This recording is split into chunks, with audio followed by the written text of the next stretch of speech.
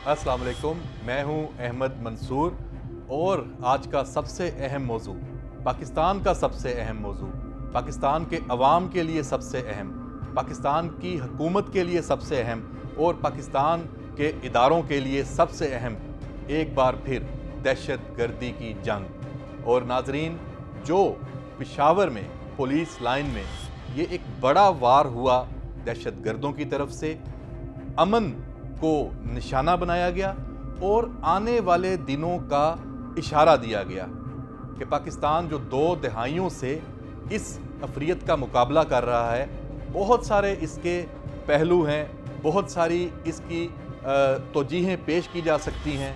इसमें खामियां, कामयाबियां, कोताहियां, तमाम चीज़ें इसमें शामिल हैं, लेकिन हकीकत ये है कि पाकिस्तान एक बार फिर इस नई जंग, जो पुरानी जंग है उसका नया फेज़, उसका शिकार हो चुका है। ये सर पर आ चुकी है। बहुत अहम फैसले इसी तनाज़र में पाकिस्तान की सियासी और अस्करी क़यादत को लेने हैं। आने वाले दिनों में, आने वाले घंटों में, आने वाले हफ्तों में इससे ज़्यादा देर नहीं होगी और इस हवाले से अहम पेशरफ्त हो चुकी है, जो हम आपको आगे चलकर बताएंगे कि कुछ बड़े फैसले वो लिए जा चुके हैं।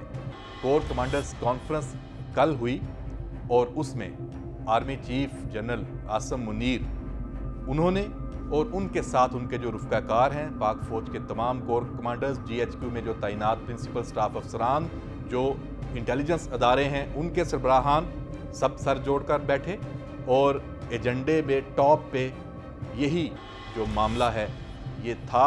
और जो ISPR का एलामिया कल जारी हुआ, उसमें सिर्फ एक जो लाइन वो हम यहाँ पे इससे लिंक करके वो बताते हैं, जिससे आपको पता चलेगा कि इसके पीछे क्या कुछ हो रहा है, क्या फैसले लिए जा चुके हैं, उन पर भी हम बात करते हैं।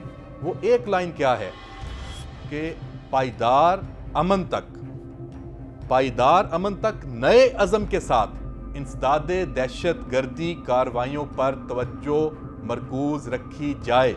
Army chief general Assam Munir ने ये कोर कमांडर्स को हिदायत जारी की हैं नए अज़म के साथ, यानी जो इस वक्त मुल्क भर में इंसदादे दहशत गर्दी ऑपरेशंस, ख़ास तौर पर इंटेलिजेंस बेस्ड ऑपरेशन चल रहे थे या चल रहे हैं, उनको नए अज़म के साथ, यानी अब एक नया तरीक़ाकार भी है, उसमें अब मतलब उसमें कोई इबहाम भी नहीं होगा।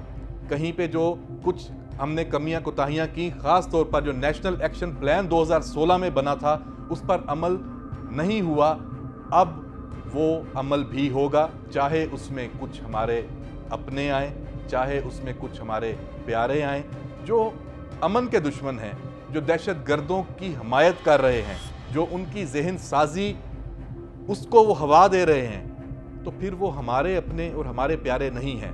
तो अब जो भी सहूलतकार हैं, जो भी हमायत याफ्ता हैं, उनके ख़िलाफ़ भी कार्रवाई होगी और वो तमाम चीज़ें जिससे रियासत ने अपनी ज़िम्मेदारी अब तक अदा नहीं की किसी भी वजह से, वो चीज़ें अब ख़त्म की जाएंगी।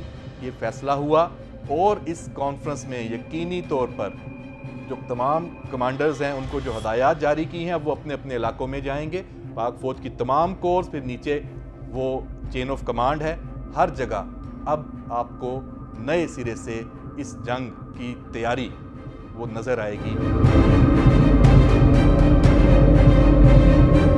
और इस हवाले से ये है ऑपरेशनल एस्पेक्ट, लेकिन इससे जुड़ा जो सबसे अहम जो पहलू है वो है ऑनरशिप, जिसमें आपकी सियासी क़यादत और आपकी अस्करी क़यादत, उसका एक पेज पे होना वो लाजिम है।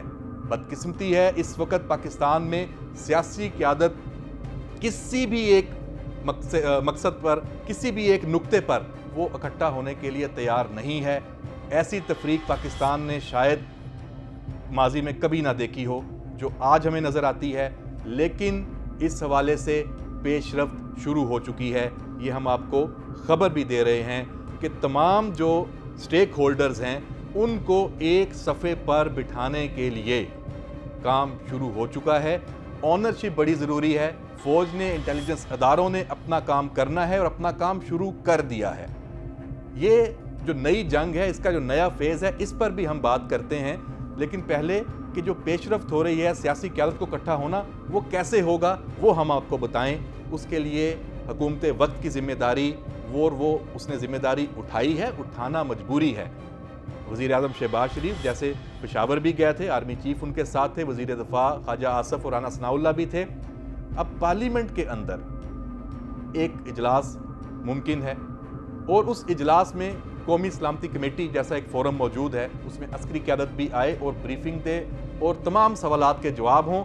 اور اس اجلاس میں تمام پارٹیاں, اس وقت کی جو اپوزیشن ہے اس کو بھی بٹھایا جائے, جو سب سے مشکل کام ہے. عمران خان صاحب اور ان کے جو رفقا ہیں وہ کسی صورت اس وقت کسی قومی ایجنڈے پر اکٹھا ہونے کے لیے تیار نہیں ہیں, لیکن تمام اختلافات اور تمام ان کی تنقید کو سائڈ پہ رکھتے ہوئے حکومت وقت ایک دفعہ پھر کوشش کرنے جا رہی ہے کہ پی ٹی آئی اور عمران خان اس مسئلے پر اپنی باقی تمام سیاست, ہر چیز کو سائڈ پہ رکھ کے ساتھ بیٹھنے پر راضی ہو جائیں. ماضی میں ہوتے آئے ہیں, امید یہی رکھی جا رہی ہے کہ یہ ہوگا اور سیاسی اور عسکری قیادت ایک پیج پر فیصلہ کرے گی اور یہ آنے والے چند دنوں میں ہوگا. اب یہاں پہ یہ بات ہونا ضروری ہے کہ یہ سوال سب اٹھاتے ہیں کہ ہم یہاں تک پہنچے ہیں, ہم کہتے رہے کہ ہم نے دہشت گردوں کی کمر بھی توڑ دی, ہم نے دہشت گردی کے جو جتنے آپریشنز کیے وہ کامیاب کیے, اور ہم نے جو ان کے جو گڑھ تھے پاکستان کے اندر, خاص طور پہ قبائلی علاقوں میں, بلوچستان میں, خیبر پختونخوا کے مختلف علاقوں میں, وہ ختم بھی کیے, اس میں کوئی شک نہیں. لیکن پھر وہ دوبارہ کیوں مضبوط ہوئے؟ تو اس کا سوال کا جواب ایک ہی ہے, افغانستان. وہ افغانستان جب یہاں سے امریکہ اور نیٹو رخصت ہوئے اور افغان طالبان جو سمجھا جاتا ہے کہ وہ پاکستان کے حامی ہیں, پاکستان کے دوست ہیں, ان کا ایک کنٹرول وہاں پہ ان کی حکومت قائم ہوئی, تو ہمیں یہ تھا کہ افغانستان سے اب پاکستان کے لیے خیر کی خبر آئے گی. لیکن ایسا نہیں ہوا. تحریک طالبان پاکستان, جس کو پاکستان میں اب کہیں پہ ایسے علاقے میسر نہیں ہیں جہاں پہ بیٹھ کر وہ پاکستان کے علاقوں میں دہشت گردی کی کارروائیاں کر سکے, افغانستان میں اس کو تمام تر آزادی حاصل ہے اور وہ وہاں سے بیٹھ کر یہاں پر انہوں نے کارروائیاں شروع کر دی ہیں. نیٹ ورک انہوں نے اپنا بنا لیا, اور یہ پچھلے 6 مہینے سال جو افغان طالبان کی حکومت جب سے وہاں آئی ہے تو ان کو پورا موقع ملا منظم ہونے کا, اور اس کا خمیازہ پاکستان کو بھگتنا پڑ رہا ہے. اور یہ وہی بات ہے جو ہم کہتے آئے تھے امریکہ سے اور مغرب سے کہ جب افغانستان میں آپ خلا پیدا کر کے جائیں گے تو اس کا سب سے بڑا خمیازہ پاکستان کو بھگتنا پڑے گا. آپ تو چلے جائیں گے, آپ کا جو مچایا ہوا یہاں پہ گند ہے وہ اس کو آپ سمیٹ کر نہیں جا رہے, تو اس کا اب آپ دیکھ رہے ہیں کہ وہ صورتحال ہے. لیکن ہمیں اس کا مقابلہ کرنا ہے, اور اس کے لیے یہی بات کہ اب یہ ہوگا کیسے. پاکستان میں تو آپ نے ماضی میں آپریشنز دیکھے, آپریشن راہ راست سوات میں ہوا, آپریشن ضرب عزم وزیرستان میں ہوا, اس طرح رد الفساد پورے ملک میں انٹیلیجنس بیسڈ آپریشن ہوا, ضرب عزم بھی آپ نے دیکھا. تو اب کیا ہوگا؟ کیا ضرب عزم 2 ہوگا؟ لیکن کہاں ہوگا؟ افغانستان میں اڈے ہیں, ٹی ٹی پی افغانستان میں موجود ہے. تو یہ بہت اہم موڑ ہے کہ یہ جنگ کسی طرح پاکستان اور افغانستان کی جنگ نہ بن جائے. تو اس میں بہت کچھ سوچ سمجھ کر کرنے کی ضرورت ہوگی, اور یہ کیا جا رہا ہے.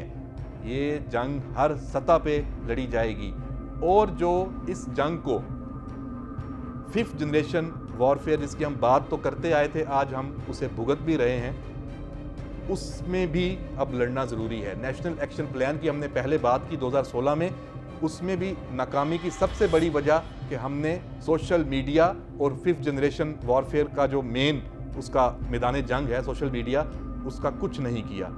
یہاں حملہ ہوتا ہے, اسی پشاور کے واقعے کو لے لیں, حملہ ہوتے ہی سوشل میڈیا پر کیا کچھ نہیں کہا جاتا. ہمارے جوان, پولیس کے جوان, شہداء, وہاں پہ ان کی فیملیاں ایک المناک دردناک کیفیت میں, لیکن رنگ دے کے آپ کے اپنے ہی اداروں کو مورد الزام ٹھہرانا شروع کر دیا جاتا.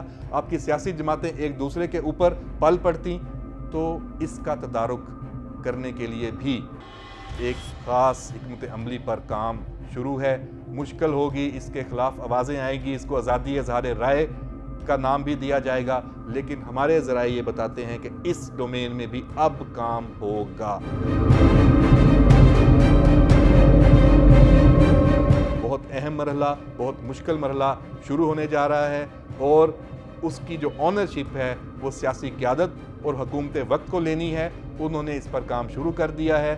فوج نے، آپ کے انٹیلیجنس اداروں نے اپنا کام نہ صرف شروع کیا بلکہ کل کور کمانڈرز کانفرنس کے بعد اس کا عملی ایک آغاز ہو گیا، لیکن اس کے اوپر جو ایک سٹیمپ لگنی ہے، یہ اس کو ربر سٹیمپ کی بات نہیں ہے، یہ آنرشپ ہے۔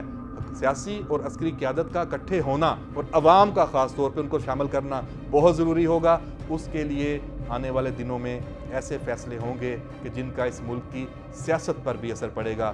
اس پر ہم نظر رکھیں گے اور اس حوالے سے آپ کو مزید بھی آگاہ کرتے رہیں گے۔ اجازت دیجیے، اللہ حافظ۔